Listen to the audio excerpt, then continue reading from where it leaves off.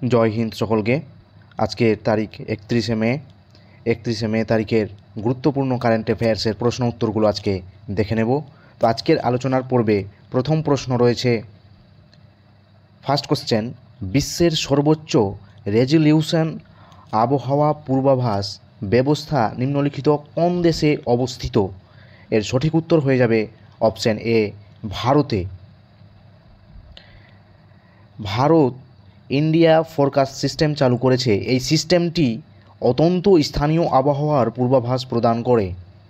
6 কিমি রেজলিউশন ব্যবহার করে, যা বিশ্বব্যাপী সর্বোচ্চ রেজলিউশন। এই প্রযুক্তিটি ব্যবহারের জন্য সুপার কম্পিউটার অর্ক ব্যবহার করা হয়েছে। ভবিষ্যতে দুর্যোগের ভবিষ্যৎবাণী এর দ্বারা করা সম্ভব। দ্বিতীয় প্রশ্ন, কোন রাজ্য সরকার 2025 সালে আন্তঃবর্ণ বিবাহ প্রকল্প চালু করেছে? অর্থাৎ ভিন্ন জাতিতে বিবাহ চালু করেছে কোন রাজ্য সরকার? এর সঠিক উত্তর হয়ে যাবে অপশন ডি, বিহার। বিহার রাজ্য সরকার সম্প্রতি আন্তঃবর্ণ বিবাহ শুরু করেছে। সমাজে বর্ণ বৈষম্য কমাতে, সামাজিক সম্প্রীতি বৃদ্ধির জন্য কেন্দ্রীয় ও রাজ্য সরকারের সময়ে সময়ে এইদিকে বিভিন্ন প্রকল্প পরিচালনা করেছে। বিহার সরকার 2025 সালে আন্তঃবর্ণ বা ভিন্ন জাতি বিবাহ প্রকল্প শুরু করেছে। এই প্রকল্পের মূল লক্ষ্য হচ্ছে সমাজে সমতা প্রতিষ্ঠা করা এবং আন্তঃবর্ণ বিবাহকে উৎসাহিত করা। আন্তর্জাতি বিবাহ প্রকল্পের আওতায় সুবিধাভোগী যারা থাকবেন তাদের 1 লক্ষ টাকা প্রণোদনা দিচ্ছে রাজ্য সরকার। এই প্রকল্পের সুবিধা সেই সমস্ত সুবিধাভোগীদের দেওয়া হবে যাদের ছেলে এবং মেয়ে যে কোনো তপশিলি জাতি এবং উপজাতির অন্তর্ভুক্ত। যদি ছেলে এবং মেয়ের মধ্যে কেউ অন্য রাজ্যের হয় তাহলে সেই রাজ্যের জেলায় চিঠি লিখে বিষয়টি তদন্ত করা হবে, তারপর এই প্রকল্পের সুযোগ সুবিধা প্রদান করা হবে। বিহারের রাজধানী হচ্ছে পাটনা। এই যে পাটনা গঙ্গা নদীর তীরেই অবস্থিত। মুখ্যমন্ত্রী হচ্ছে নীতিশ কুমার, রাজ্যপাল হচ্ছে আরিফ মোহাম্মদ খান।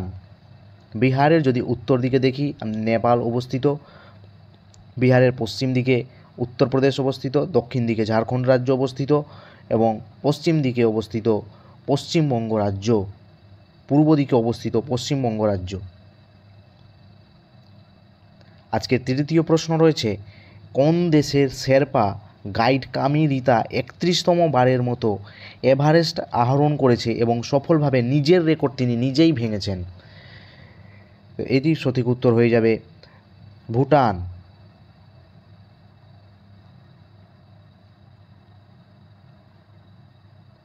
এর সঠিক উত্তর হয়ে যাবে নেপাল।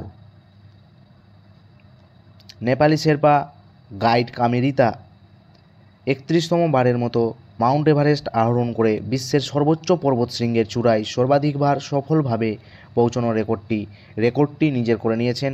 7টি শীর্ষ সম্মেলনের সভাপতি মিংমা শেরপা এই আরোহণের অভিযানের আয়োজক ছিলেন। জানিয়েছেন যে 55 বছর বয়সী পর্বত আরোহী ভোর 4টায় স্থিতিশীল আবহাওয়া যখন হয়েছিল, এর মধ্যে 8,849 মিটার উঁচু শৃঙ্গে পৌঁছন। তিনি লেফটেন্যান্ট কর্নেল মনোজ যোশী ভারতীয় সেনাবাহিনীর অ্যাডভেঞ্চার উইন এভারেস্ট অভিযানের একটি দলের নেতৃত্ব দিয়েছিলেন। এই নতুন রেকর্ড অর্জন এমন একটি রেকর্ড যার ধারে কাছেও কেউ পৌঁছাতে পারেনি। 1994 সাল থেকে 2025 সালের মধ্যে কামি কেটু মাউন্ট এলহোস্ট পর্বতশৃঙ্গে 3 বার এবং চো ওয়ুতে 8 বার আরোহণ করেছেন। নেপালের রাজধানী হচ্ছে কাঠমান্ডু। থিম্পু হচ্ছে ভুটানের রাজধানী, এখানে ভুল দেওয়া রয়েছে। নেপালের রাজধানী কাঠমান্ডু। নেপালের প্রধানমন্ত্রী হচ্ছে কেপি শর্মা ওলি। নেপালের রাষ্ট্রপতি হচ্ছে রামচন্দ্র পৌডেল। বিশ্বের সর্বোচ্চ শৃঙ্গ মাউন্ট এভারেস্ট নেপালেই অবস্থিত এবং মাউন্ট এভারেস্ট নেপালে সাগর মাথা নামে পরিচিত। আজকে 4 নম্বর প্রশ্ন, কোন রাজ্য বা কেন্দ্রশাসিত অঞ্চল দেশের 24তম রাজ্য বা কেন্দ্রশাসিত অঞ্চল হিসেবে 100% রেলের বিদ্যুতায়ন অর্জন করেছে? কোন রাজ্য বা কেন্দ্রশাসিত অঞ্চল? এর সঠিক উত্তর হয়ে যাবে অপশন ডি, গুজরাট। গুজরাট দেশের 24তম রাজ্য বা কেন্দ্রশাসিত অঞ্চল হিসেবে রেলপথের শতভাগ বিদ্যুতায়ন অর্জন করেছে। বর্তমানে নরেন্দ্র মোদী দাহোদ বিদ্যুৎ লোকোমোটিভ কারখানার উদ্বোধনের সময় এই সাফল্যের ঘোষণা দিয়েছেন। 1925 সালে মুম্বাই থেকে থানে পর্যন্ত ভারতে প্রথম বৈদ্যুতিক ট্রেন চলাচল করে। ভারতীয় রেলওয়ের তথ্য অনুযায়ী 1948 থেকে 31শে মার্চ 2014 পর্যন্ত রেলপথের 21,801 কিমি বিদ্যুতায়িত হয়েছে। রেলের 100% বৈদ্যুতিকরণ কয়েকটি রাজ্য, যে 24টি রাজ্য রয়েছে, এই 24টি রাজ্যের নাম এখানে দেওয়া রয়েছে: অন্ধ্রপ্রদেশ, অরুণাচল প্রদেশ, বিহার, চণ্ডীগড়, ছত্তিশগড়, দিল্লি, গুজরাট, হরিয়ানা, হিমাচল প্রদেশ, জম্মু ও কাশ্মীর, ঝাড়খণ্ড, মধ্যপ্রদেশ, মহারাষ্ট্র, মেঘালয়, নাগাল্যান্ড, উড়িষ্যা, পুদুচেরি, পাঞ্জাব, তেলেঙ্গানা, উত্তরপ্রদেশ, উত্তরাখণ্ড, ত্রিপুরা এবং সর্বশেষ হচ্ছে পশ্চিমবঙ্গ। এর মধ্যে সম্প্রতি গুজরাট রাজ্য নিজের 100% রেলের বিদ্যুতায়ন করতে সক্ষম হয়েছে। ওই জিনিসটা এখানে ইংরেজিতে দেওয়া রয়েছে।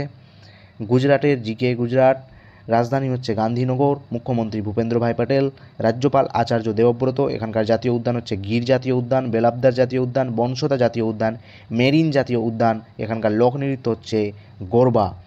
গুজরাটের ম্যাপ থেকে যদি আমরা কিছু দেখি, গুজরাটের ম্যাপ থেকে পাবো, উপরে হচ্ছে কচ্ছের রাউন যেখানে বন্য গাধা পাওয়া যায়, নিচে হচ্ছে কাঠিয়াবার পেনিনসুলা রয়েছে, গুজরাটের পশ্চিম দিকে রয়েছে আরব সাগর, গুজরাটের উত্তর দিকে যদি দেখতে চাই তাহলে হুকুমরানের দেশ অর্থাৎ পাকিস্তানও রয়েছে। গুজরাটের এই জায়গাটা যদি দেখি, পাতলা দেখে যে জায়গাটা রয়েছে এর নাম হচ্ছে গালফ অফ কচ্ছ অর্থাৎ কচ্ছ উপসাগর। গুজরাটের দক্ষিণ প্রান্তে যদি দেখতে চাই তাহলে দক্ষিণ দিকে আমরা দেখতে পাবো এখানে রয়েছে গালফ অফ খাম্বাত অর্থাৎ খাম্বাত উপসাগর বা কাম্বে উপসাগর। গুজরাটের এখানেই রয়েছে রাজধানী গান্ধীনগর। গুজরাটের এখান দিয়ে প্রবাহিত হয়েছে নর্মদা নদী, এই যে আমরা দেখতে পাচ্ছি, এখান থেকে প্রবাহিত হয়েছে মাহি নদী, যেটা কর্কটক্রান্তি রেখাকে দ্বিতীয়বার অতিক্রম করেছে, এবং সাবরমতী নদী এই যে এখান দিয়ে প্রবাহিত হয়েছে। আজকের 5 নম্বর প্রশ্ন, 2025 এশিয়ান অ্যাথলেটিক চ্যাম্পিয়নশিপ পুরুষদের 10,000 মিটার দৌড়ে কোন ভারতীয় স্বর্ণপদক জিতেছেন? এর সঠিক উত্তর হয়ে যাবে অভিনাশ সাবেল। অভিনাশ সাবেল 10,000 মিটার পুরুষদের অ্যাথলেট চ্যাম্পিয়নশিপে স্বর্ণপদক জিতেছে। ব্যাখ্যা দেওয়া রয়েছে, কোরিয়ার গুমি প্রজাতন্ত্রে অনুষ্ঠিত 2025 সালের এশিয়ান অ্যাথলেট চ্যাম্পিয়নশিপে ভারতীয় ক্রীড়াবিদ 2টি পদক জিতেছেন, যার মধ্যে কুলবীর সিং পুরুষদের 10,000 মিটার দৌড়ে স্বর্ণ জিতে এবং সার্বিন সেবাস্টিয়ান 20 কিলোমিটারে ব্রোঞ্জ জিতেছেন। দৌড় প্রতিযোগিতায় অনুরানী 26তম এশিয়ান অ্যাথলেট চ্যাম্পিয়নশিপে মহিলাদের জ্যাভলিন থ্রো ইভেন্টে 4র্থ স্থান অধিকার করেছে। পুরুষদের 3,000 মিটার, 5,000 মিটার এবং 10,000 মিটার দৌড়ে ভারতীয় রেকর্ডধারী গুলবীর এত পয়েন্ট করে 10,000 মিটার দৌড়ে জয়লাভ করেছেন। 6 নম্বর প্রশ্ন, কালাজ্বর বা ভিসারাল লেইশম্যানিয়াসিস নির্মূল করার জন্য কতটি আফ্রিকান দেশ একটি সমঝোতা স্বাক্ষর করেছে অর্থাৎ মৌ স্বাক্ষর করেছে, মেমোরেন্ডাম অফ আন্ডারস্ট্যান্ডিং? এর সঠিক উত্তর হয়ে যাবে 6টি আফ্রিকান দেশ।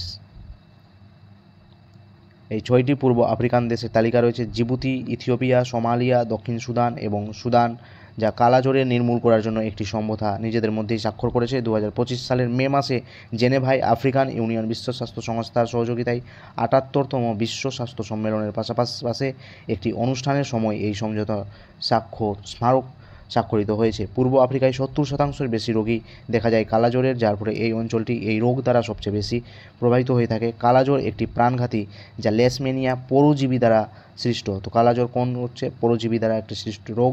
এই পরজীবী বালি মাছি দ্বারা বা বেলে মাছি দ্বারা সংক্রামিত হয়। নিম্নলিখিতর মধ্যে কাকে ফিফা মহিলা এশিয়া কাপ 2025-এর ব্র্যান্ড অ্যাম্বাসেডর হিসেবে নিযুক্ত করেছে? এর সঠিক উত্তর হয়ে যাবে মিয়াও লিজি।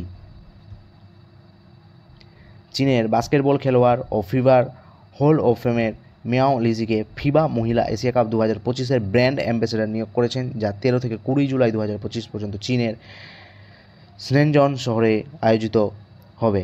ফিফার পুরো নাম হচ্ছে ইন্টারন্যাশনাল বাস্কেটবল ফেডারেশন। সদর দপ্তর হচ্ছে সুইজারল্যান্ড। প্রতিষ্ঠা হচ্ছে 18 জুন 1932। অধ্যক্ষ হচ্ছে সাউদ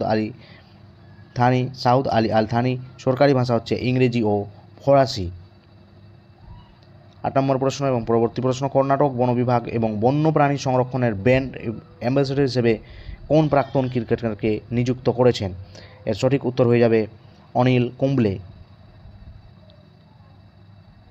সম্প্রতি পরিবেশ সচেতনতা এবং সংরক্ষণ প্রচেষ্টা প্রচারের লক্ষ্যে একটি গুরুত্বপূর্ণ পদক্ষেপ হিসেবে কর্ণাটক সরকার প্রাক্তন ভারতীয় ক্রিকেটার অধিনায়ক অনিল কুম্বলেকে রাজ্য বন বিভাগ ও বন্যপ্রাণী সংরক্ষণের পরিচালক হিসেবে নিযুক্ত করেছেন, অর্থাৎ সেখানকার ব্র্যান্ড অ্যাম্বাসেডর হিসেবে তাকে নিযুক্ত করেছেন। 9 নম্বর প্রশ্ন, ড্যানিয়েল নোভা নিম্নলিখিত কোন দেশের 48তম রাষ্ট্রপতি হিসেবে নিযুক্ত হয়েছেন?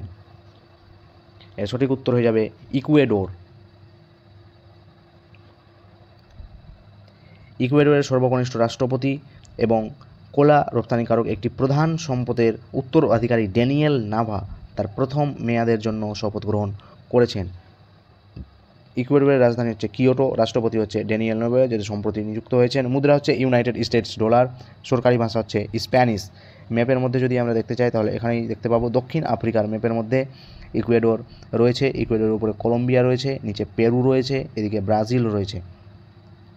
এদিকে ইকুয়েডরের সম্পূর্ণ একবারে পশ্চিম প্রান্তে রয়েছে প্যাসিফিক ওশিয়ান, উত্তর দিকে রয়েছে ক্যারিবিয়ান সি, উত্তর পূর্ব দিকে দেখতে পাচ্ছি আমরা আটলান্টিক সি, এবং এই পুরোটাই রয়েছে আটলান্টিক সাগর। পরবর্তী প্রশ্ন এবং আজকের শেষ প্রশ্ন, নিম্নলিখিত কোন রাজ্য সরকার সম্প্রতি কোঙ্কণ রেলওয়ে কর্পোরেশন লিমিটেডকে ভারতীয় রেলের সাথে একীভূত করার অনুমোদন দিয়েছে, অর্থাৎ মার্জ করার অনুমোদন দিয়েছে কোন রাজ্য সরকার? সঠিক উত্তর হয়ে যাবে গুজরাট। গুজরাটের যে কোঙ্কণ রেলওয়ে রয়েছে তাকে ভারতীয় রেলের সঙ্গে মার্জ করার অর্থাৎ একীভূত করার ঘোষণা করা হয়েছে। গত মাসে মহারাষ্ট্র সরকার আনুষ্ঠানিকভাবে কোঙ্কণ রেলওয়ে কর্পোরেশন লিমিটেডকে ভারতীয় রেলওয়ের সাথে একীভূত করতে সম্মত হয়েছে। মহারাষ্ট্র থেকে জিকে, মহারাষ্ট্রের রাজধানী হচ্ছে মুম্বাই, মুখ্যমন্ত্রী দেবেন্দ্র ফডনবিস, রাজ্যপাল হচ্ছে সিপি রাধাকৃষ্ণন, জাতীয় উদ্যান হচ্ছে সঞ্জয় গান্ধী জাতীয় উদ্যান, নবগ্রাম জাতীয় উদ্যান, পেঞ্চ জাতীয় উদ্যান। গুজরাটের ম্যাপ যদি দেখি তাহলে এখানে আমরা মুম্বাই দেখতে পাবো, মুম্বাই শহর, যেটাকে স্বপ্নের নগরী বলা হয়। এখানে দেখতে পাবো নাসিক, নাগপুর। আজকের স্ট্যাটিক জিকে পোর্শনে রেখেছি হচ্ছে horn of Africa. Horn of আফ্রিকার মধ্যে 4টি দেশ নিযুক্ত রয়েছে, ওই 4টি দেশ হচ্ছে এই ম্যাপের মধ্যে আমরা দেখতে পাচ্ছি ইরিট্রিয়া, ইথিওপিয়া, সোমালিয়া এবং জিবুতি। এই 4টি দেশকে একত্রে বলা হয় হর্ন অফ আফ্রিকা। আফ্রিকার এই জায়গাটা হচ্ছে সিংয়ের মতন বেরিয়ে রয়েছে, এই জন্য একে বলা হয়েছে হর্ন অফ আফ্রিকা, অর্থাৎ আফ্রিকার সিং। আফ্রিকার সিং ইংরেজিতে হর্ন অফ আফ্রিকা বলা হয়। আফ্রিকার পূর্বতম অঞ্চল এটি ইরিত্রিয়া, ইথিওপিয়া, জিবুতি এবং সোমালিয়া নিয়ে গঠিত। সোমালিয়ার উত্তর পূর্ব দিকে সিংয়ের আকার আরব সাগরে প্রসারিত হয়েছে, এই জন্য এই অঞ্চলটির নাম এরকম রাখা হয়েছে। এইদিকে ভারত মহাসাগর এবং এদিকে রয়েছে আরাবিয়ান সি, আরব সাগর। তো সিংয়ের মতো আরব সাগরের দিকে ঝুঁকে রয়েছে, তাই জন্য এই নামটির নাম হয়েছে হর্ন অফ আফ্রিকা। আর হর্ন অফ আফ্রিকায় যে দেশগুলি রয়েছে সেগুলি হচ্ছে ইথিওপিয়া। ইথিওপিয়ার রাজধানী হচ্ছে ইথিওপিয়ার রাজধানী হচ্ছে অ্যাডিস আবাব্বা, এরকম এর রাজধানীর নাম, যে আদিস আবাব্বা এরকম রয়েছে রাজধানীর নাম। এখানে তানা ঝিল অবস্থিত, এখানে তানা ঝিল আমরা দেখতে পাচ্ছি, এই যেখানে তানা ঝিল, আর তানা ঝিল থেকে নির্গত হয়েছে ব্লু নীল নদী। এবং এখানে দেখতে পাচ্ছি নিচের দিকে ভিক্টোরিয়া হ্রদ, এই ভিক্টোরিয়া হ্রদ থেকে তৈরি হয়েছে হোয়াইট নীল। এই ব্লু নীল আর হোয়াইট নীল হচ্ছে খার্তুম শহরের কাছে গিয়ে যুক্ত হয়ে গেছে এবং এখান থেকে নীল নদী নামে প্রবাহিত হয়েছে, যা ভূমধ্য সাগরে গিয়ে পতিত হয়েছে। এখান থেকে আরেকটা দেশ আমরা দেখতে পাচ্ছি ইথিওপিয়ার পরে ইরিট্রিয়া, উত্তর দিকে ইরিট্রিয়া দেশ হচ্ছে এখানে একটা শুষ্ক একটা অঞ্চল, প্রায় শুষ্ক অঞ্চল। এখানে দ্বিবিবাহ প্রথা চালু রয়েছে। এবং আমরা দেখতে পাচ্ছি এখানে রয়েছে জিবুতি দেশের রাজধানী হচ্ছে জিবুতি। এই দেশ হচ্ছে এখানে রয়েছে বাব আল মানদেব জলসন্ধি এইখানে রয়েছে। বাব আল মানদেব জলসন্ধির দ্বারা এই জিবুতি এবং ইয়েমেন দেশ যে রয়েছে এরা হচ্ছে বিভক্ত হয়েছে। এদিকে দেখতে পাচ্ছি গালফ অফ আদান, এবং এখানে রয়েছে লোহিত সাগর। এবং এখানে আরেকটি দেশ রয়েছে, সেটা হচ্ছে সোমালিয়া। সোমালিয়া দেশ সম্পর্কে রয়েছে। এটি একটি সমুদ্রের জলদস্যু দ্বারা বিখ্যাত একটি দেশ, অর্থাৎ এখান থেকে জলদস্যুরা এদিকে যে জাহাজগুলো আসছে সেই জাহাজগুলো এখানকার জলদস্যুরা হচ্ছে দখল করে নেয় এবং সেখান থেকে কিছু টাকা পয়সা এগুলো কিছু ডিমান্ড করে। তো এই হচ্ছে হর্ন অফ আফ্রিকার 4টা দেশ। পরীক্ষায় প্রশ্ন আসবে হর্ন অফ আফ্রিকাতে মোট কয়টি দেশ রয়েছে? 4টি দেশ। অথবা এরকম প্রশ্ন আসতে পারে নিম্নের নিম্নলিখিত কোন দেশটি হর্ন অফ আফ্রিকার অন্তর্ভুক্ত নয়? আজকের কোশ্চেন অফ দ্য ডে হচ্ছে, যেটা তোমরা কমেন্ট বক্সে উত্তর দিয়ে জানাবে সঠিক উত্তর কী হবে। সম্প্রতি কোন রাজ্য সরকার প্রথম ট্রেন সেবায় ভিস্টাডোম সাফারি শুরু করেছে? হরিয়ানা, উত্তরপ্রদেশ, গুজরাট নাকি হিমাচল প্রদেশ?